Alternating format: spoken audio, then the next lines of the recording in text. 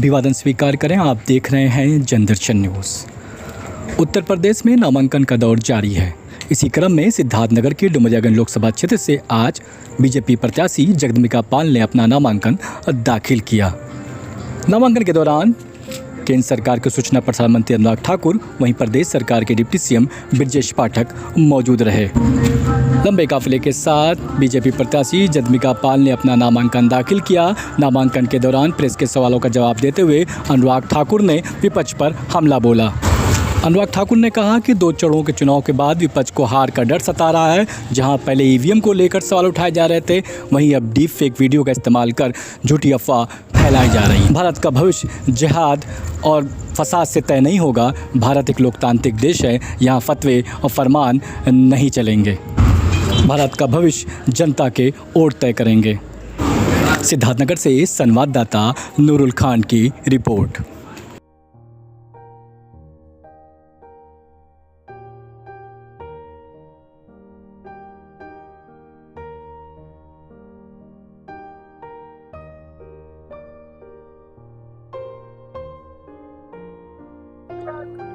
देश की जनता भली भांति जानती है, अगर लोकतंत्र का कत्ल किसी ने किया था तो श्रीमती इंदिरा गांधी जी ने, जिन्होंने देश पर इमरजेंसी थोपी। और अगर अब भी आप देखोगे, अगर देश में भय भ्रम अफवाहें फैलाने का कोई काम कर रही है तो कांग्रेस पार्टी। और जब पहले 2 चरणों में उनको अपनी हार दिखी तो पहले ईवीएम पर ठीकरा फोड़ने लगे, और अब ये घमंडिया गठबंधन के लोग डीप फेक टेक्नोलॉजी का इस्तेमाल करके लोगों को झूठ फैला रहे हैं, भ्रम फैला रहे हैं, अफवाहें फैला रहे हैं। देश के गृह मंत्री का गलत वीडियो, डीप फेक वीडियो चला रहे हैं। इतनी इनकी हिम्मत हो गई चुनाव जीतने के लिए, और कितना गिरोगे? वोट का कहते हैं जिहाद कर दो। अरे भारत का भविष्य जिहाद और फसाद से तय नहीं होगा।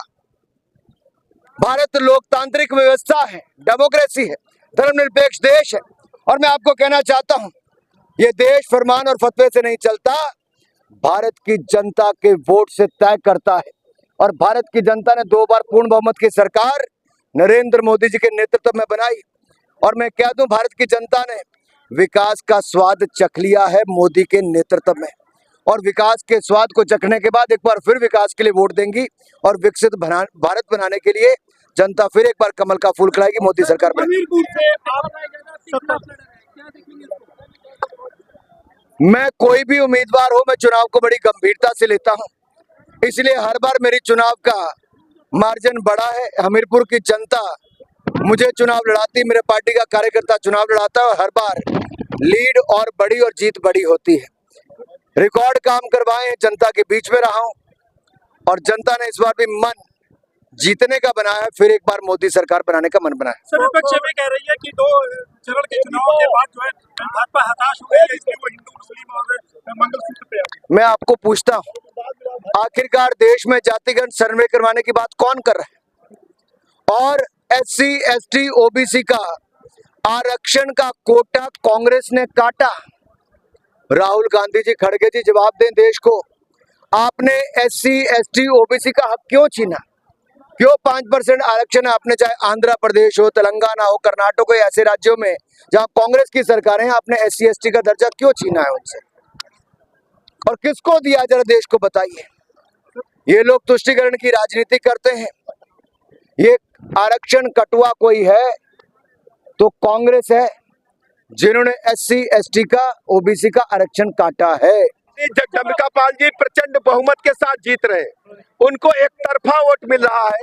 हमने यहाँ पर आज भ्रमण करके देखा है, माननीय मोदी जी की गरीब कल्याण योजनाएं जन जन में पहुंची है। लोगों का भरोसा बीजेपी के प्रति लगातार बढ़ रहा है। घमंडिया गठबंधन का जो गुरूर है वो पूरी तरह से उत्तर प्रदेश से ध्वस्त होगा। उत्तर प्रदेश की 80 की 80 सीटें कमल प्रचंड बहुमत के साथ खिल रहा है। माननीय मोदी जी प्रचंड बहुमत के साथ उत्तर प्रदेश राज्य में 80 की 80 सीटें जीत रहे हैं। विपक्ष पूरी तरह से डिरेल्ड है, कोई नीति और एजेंडा नहीं है। समाजवादी पार्टी की गुंडई अराजकता को लोग भूले नहीं है। और दूसरी तरफ कांग्रेस के भ्रष्टाचार, 4 से 14 लाख तक पूरी भ्रष्टाचार के दलदल में डूबी हुई सरकार थी।